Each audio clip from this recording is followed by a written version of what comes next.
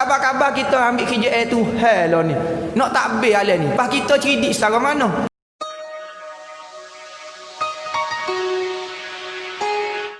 Dia kata pertama iman kepada Allah.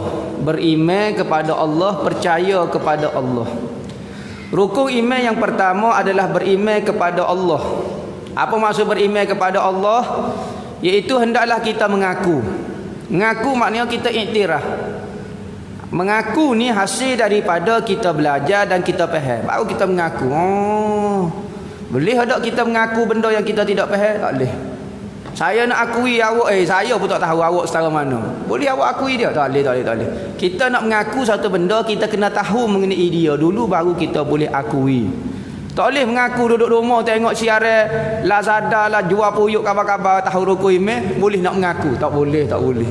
Dia kena mengaji faham dulu. Oh, baru saya mengaku, iktiraf sungguh tu. Tu. Hendaklah mengaku dan membenarkan. Kata ya benda ni, membenar ni kata ya. Bahawa Allah Ta'ala itu ada. Tu panjang lagi deh. Bukan kata percaya kepada Allah sekat tu ya. Saya percaya kepada Allah. Percaya. Percaya kepada dia. Percaya ke Tuhan. Percaya ni maksud dia kepada dia. Maksud ni beriman lah. Beriman dengan Tuhan. Sekat tu tak boleh. Maksud percaya ni kena panjang lagi. Bukan kata percaya ke Tuhan saja. Sekat tu tak habis lagi ayat dia. Dia kata hendaklah mengaku dan membenarkan. Kata ya bahawa Allah Ta'ala itu ada. Tuhan itu benda ada, bukan benda khayalan, bukan benda ilustrasi, imagine saja. Tak. Benda ni ada sungguh. Bahawa Allah Ta'ala tu tunggal. Pertama Allah Ta'ala tu ada. Kalau Allah Ta'ala tu tak ada, macam mana kita ni boleh ada? Sedangkan kita ni makhluk Allah.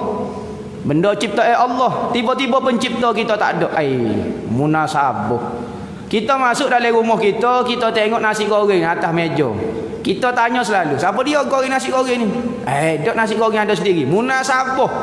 Nasi goreng mana boleh goreng diri dia sendiri? Dia diri tak ada dah. Nak pergi sodek lagu mana? Nasi goreng tu tak ada dah. Dia perlu kepada benda yang ada dah goreng diri dia baru jadi nasi goreng. Maka makhluk ni juga perlu kepada suatu yang sudah ada sebelum daripada dia untuk mencipta diri dia. Maka makhluk ini semua iktiraf, mengaku ada benda yang mencipta diri dia. Siapa dia, kau nama dia, kita tidak tahu. Tapi kita yakin kita ni dicipta dan kita ni ada pencipta dia.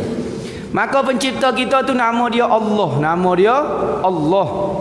Dia ada, dia tentu dah ada. Sekarang dia ada, sekarang dia ada. Sebab kita ada lagi lah ni. Kita boleh menapah, kita boleh bergerak. Banyak benda yang kita tidak kontrol.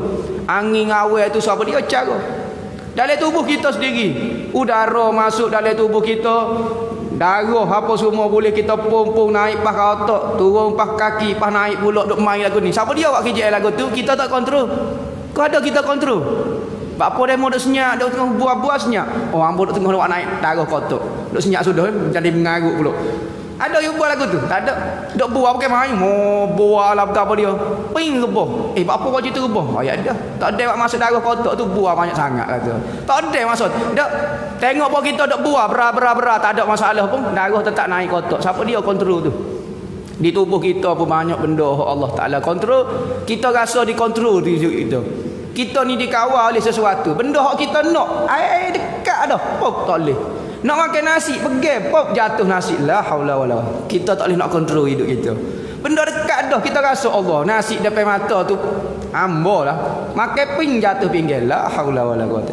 Ada benda hak kita nak, kita tak boleh. Ada benda hak kita tak sik, boleh pula. Nak anak boleh hak comel-comel, tengok hak cacat. Allah. Tak boleh nak kontrol kita.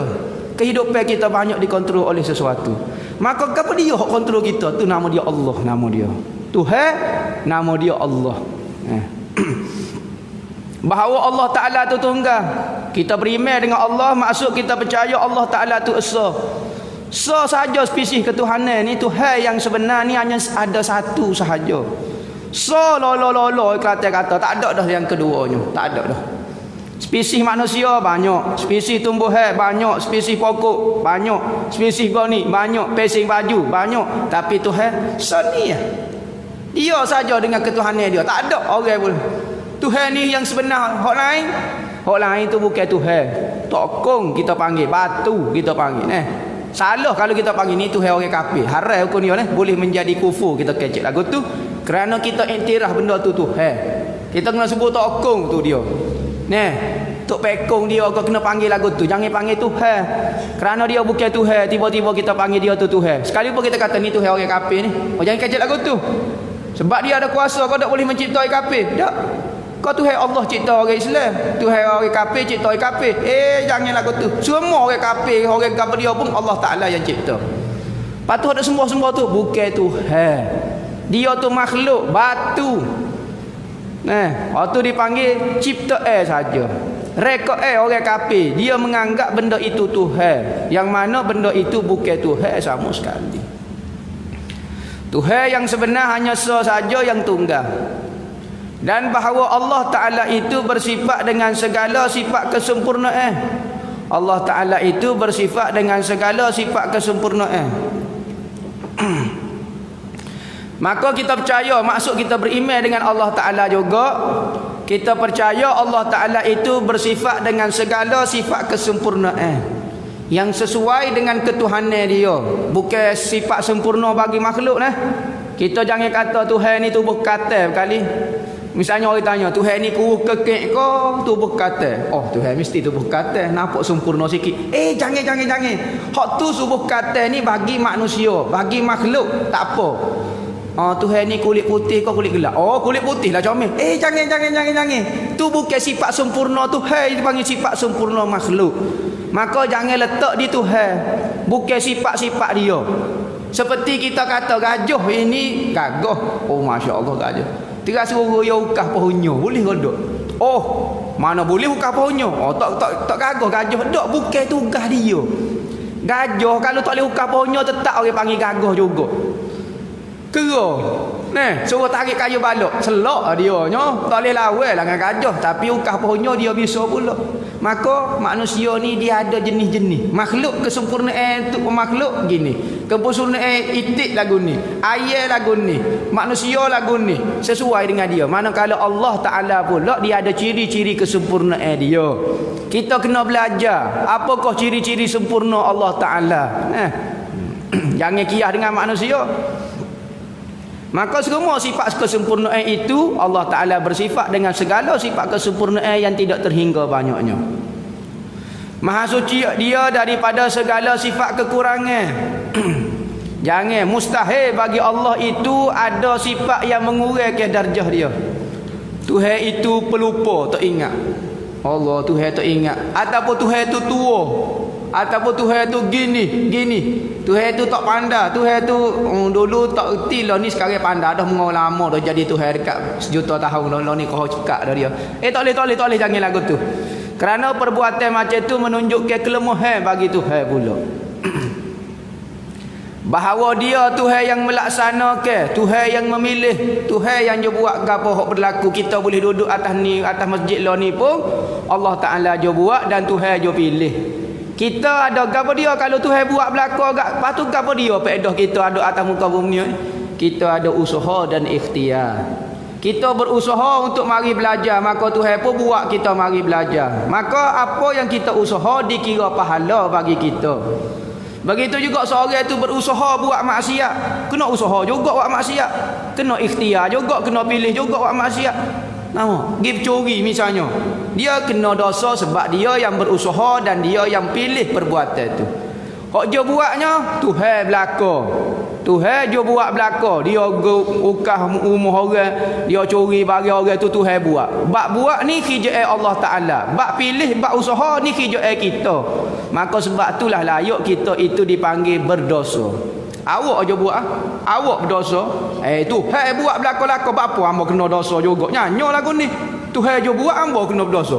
Ni Tuhan akak tangan hamba ni dicuri ni. Hak zina ni Tuhan lah buat aja gerak tubuh hamba apa semua. Apa hamba kena dosa juga. Demo usaha ke dak pilih. Demo pilih ke dak. Hamba usahalah mari kok ni nyo. Memang pisah lah. Kalau ngona motor tu hamba memang kona kok ni lah bukan kona pergi ke surga. Demo berdosa. Tapi kalaulah kita tidur je nerok, kabar-kabar gerak tangan kita, pakai baju, kita tak ada usaha apa dia. Perah motor, buat pergi curi barang rumah orang. Tu perbuatan Tuhan 100%, benda itu tak kira dosa. Tidak dikira dosa di sisi Tuhan sebab semata-mata Tuhan je buat gerak dia. Manakala usaha, hamba tak ada usaha buat gitu, ikhtiar. Tapi jarang benda itu berlaku. Ada berlaku lagu ni tak? Orang kena igat, orang curi. Kena igat tabung curi, tabung masjid. Tok email pegang, dia mau curi. Tak? Lepas tu, siapa dia ni? Nak curi, tidak mau pergi demo. Memang tapi bukan hamba pencuri. Tuhan je buat hamba ni bergerak. Sudah. Hamba nak buat lagu mana? Hamba tak kata, dah kata Tuhan buat gerak. Ambil kayu seputul, katok atas kepala. Ambil kayu, katok. Atas kepala. Demo buat apa kata hamba? Tak, Tuhan yang mengatok demo. Nampak? Kita buat lagu tu. Nampak? Nak buat berujuh dengan Tuhan, jangan buat kijik lagu tu. Kita jahat, kita lesek di Tuhan. Kita tak jauh, kita kata Tuhan. Kita malah mari ngaji fardu ain, kita kata Tuhan. Jangan buat kijik lagu tu. Pergi maidin boleh. Pergi tempat lain boleh pergi. Tak ngaji fardu ain. Tak apalah, tunggu Tuhan buat mari hidayah. Lain pergi maidin tak tunggu. Tak rumah tunggu biar gerak sendiri, biar pergi maidin. Tak tunggu. Apa jadi jahat kita mau kita kadang-kadang dengan Tuhan. Kalau buat ngaji tak apalah, tunggu Tuhan dia tunggu hidayahnya mari tu. Ambok usaha dah kali Tuhan tak panggil lagi, tak ada seru. Macam-macam istilah buat kita ni. Tak sigi ke Mekah. Apa tak sigi ke Mekah? Tak siapa seru lagi. Siapa dia kata tak seru? Nabi Ibrahim seru yak dulu lagi suruh mari ke Mekah. Kita tak mari. Pitih ada dah kenderaan, ada dah apa dia kemudahan, ada dah sehat. Kali dah galak pergi tempat lain. Pergi Mekah kau tunggu siapa seru. Pergi Maidin, biar tunggu tu Maidin tu pas seru kita. Nama sikit-sikit sila mari ke Maidin, biar gitu dulu. Biar seru dulu. Mekah kita kata seru. Ni kadang-kadang orang kecek lari daripada akidah Ahlussunnah wal Jamaah. Lari daripada kita jadi Mu'tazilah kita, jadi Jabriyah. Semua hak Tuhan berlaku. Tak kena lagu tu. Tanya orang katak kita marah pula. Marah apa? Muka perbuatan Tuhan. Ni panggil nafsu. Kita guna nafsu selindung perbuatan Tuhan. Guna nama Tuhan nak tutup nafsu pilihan hak jahat kita. Curi kau gapo dia? Tuhan tak kedai dah hamba curi. Sedap. Cuma ambil kayu katuk atas tekuk dia. Padahal mau buat apa marah kita mau. Tuhan tak kedai, bagi tak kedai kena reda. Padahal mau hamba katuk kayu atas kepala pun kena reda lah bagi tak kedai. Nak kata ke mana? Jadi punah sistem manusia. Maka Nabi Muhammad mari ajar molek dah. Ada benda hak apa haram, ada benda hak wajib, ada benda tergapo menunjukkan kata kita ada pilihan. Sebab tu agama ni hukum hakik dia ada hak haram, ada wajib, berarti menunjukkan kita ni ada pilihan. Kita tak boleh buat benda haram, buat benda wajib, kena buat gini benda sunat. Maka Nabi Muhammad nak ajar kata kita ada pilihan. Jangan buat tak ada hukum hakik syariat lagu tu pakai ikut kita ya. Tuhan yang melaksana, Tuhan yang memilih, yang melakukan sesuatu mengikut kemahuan dia. Tuhan buat apa yang dia kehendak, bukan turut kita. Bukan turut kita. Kerana apa? Kerana kerjaan mentadbir alam ni kerjaan Allah, bukan kerjaan kita. Lah ni kita ambil kerjaan Tuhan. Allah hujan pula hamba nak jemur baju, tak si hujan. Kerjaan siapa dia? Hujan tak hujan, goni ke apa dia? Kerjaan kita mengaji fardu ain, semaya jadi juru. Tu ya kerjaan kita. Kabar-kabar kita ambil kerjaan Tuhan lah ni. Nak takbir alam ni. Pas kita cerdik secara mana? Kalau kita kata pilih tak hujan, kita tahu kodok pokok ni perlu hujan ke perlu apa dia. Kita mana tahu. Kita reti diri kita ya. Maka Tuhan ni dia tengok semua makhluk. Mana kita ikut perangai kita ikut area kita. Gak betul nak hujan. Hujan lebak dah pula tak si hujan dah pula. Betul hujan tak hujan. Kalau kita jadi Tuhan berat benar. Tak tahu kalau lilit jatuh. Serah tengah hari panas, waktu tengah malam. Acu kau tu nak semai duha. Tengah malam dah Siapa dia jadi Tuhan lagu ni? Punah jane kata. Acu nak semaya maghrib subuh dah. Dia nak subuh dia kata. Jeng. Punah. Maka tu hesok ya tak biar ni kita tengok gerak molek. Kita semaya zuhur pun jadi molek. Tak ada bunyi balah lagi, bunyi gelegar. Gerak tengah malam dah balah dah tu. Tu balah dah tu dua orang sangat. Balah dah lah jadi masalah dah lah. Ya kena seorang ya baru tidak balah. Maka tak biar ni tu dia buat molek. Sebab tu kita jangan ambil perangai tu. Benda-benda yang berlaku kita kena ambil perangai hamba. Reda saja kerana kita tak boleh nak buat lagu mana. Kalau kita tak reda waktu tengah hari dah ni, hamba nak tengah malam, nak buat ke mana? Jadi ke tak waktu tengah malam? Tak jadi juga.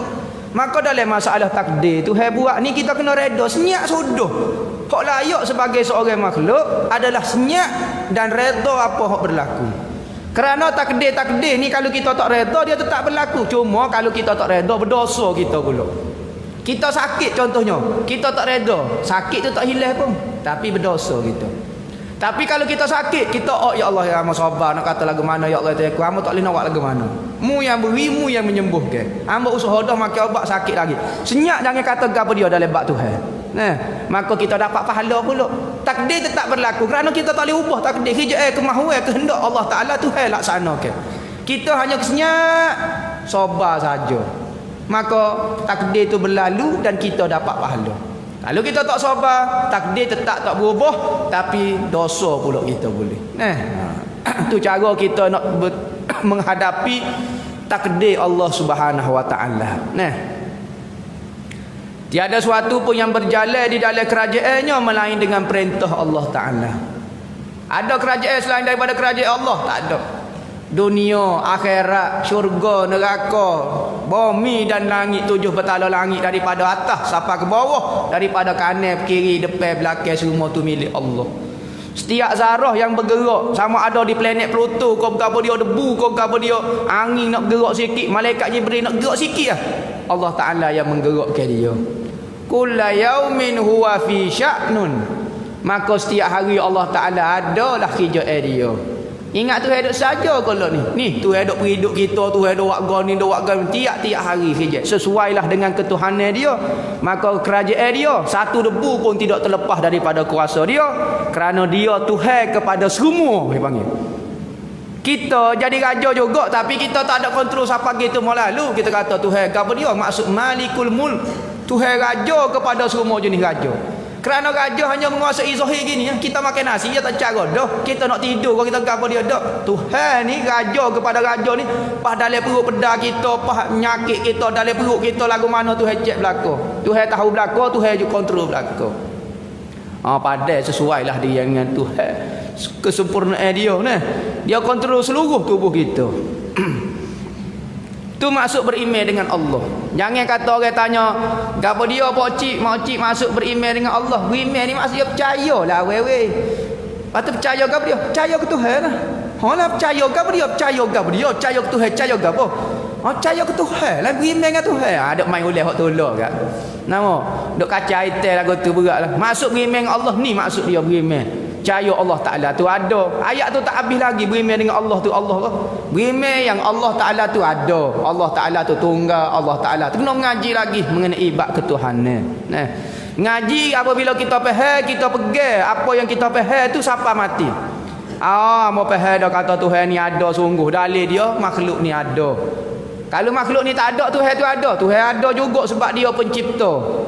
Yang dicipta itu perlu kepada pencipta. Yang mencipta tidak perlu kepada ciptaan dia.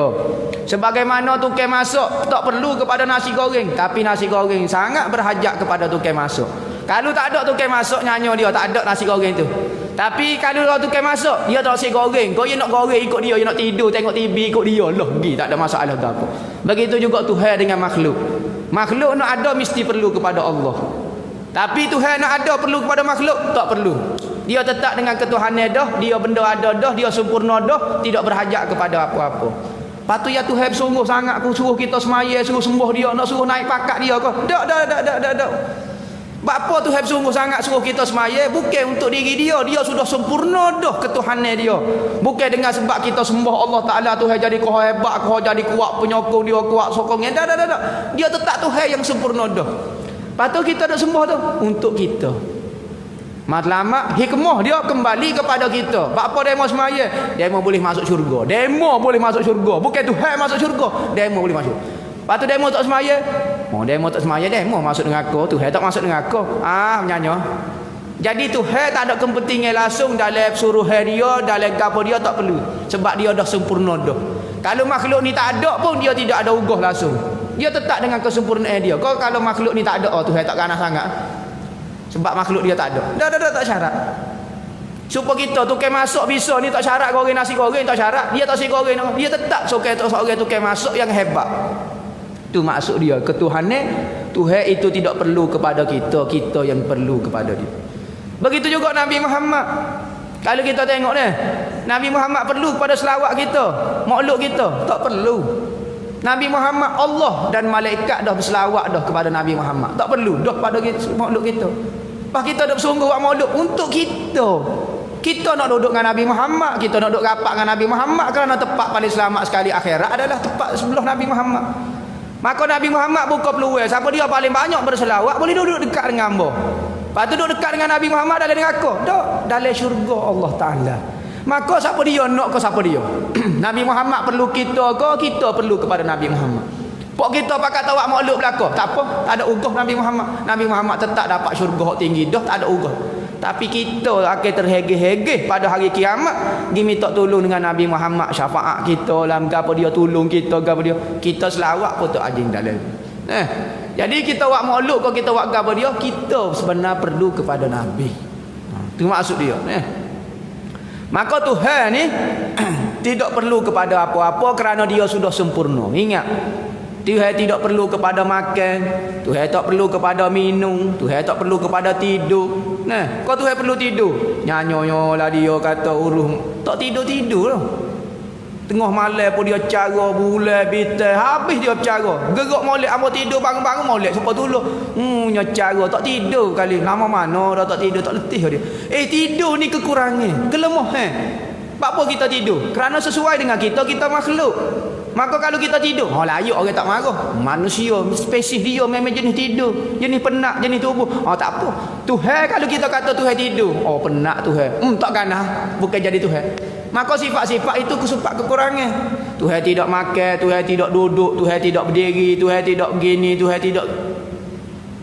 Ni kata Tuhan duduk atas langit. Tuhan duduk mana atas langit?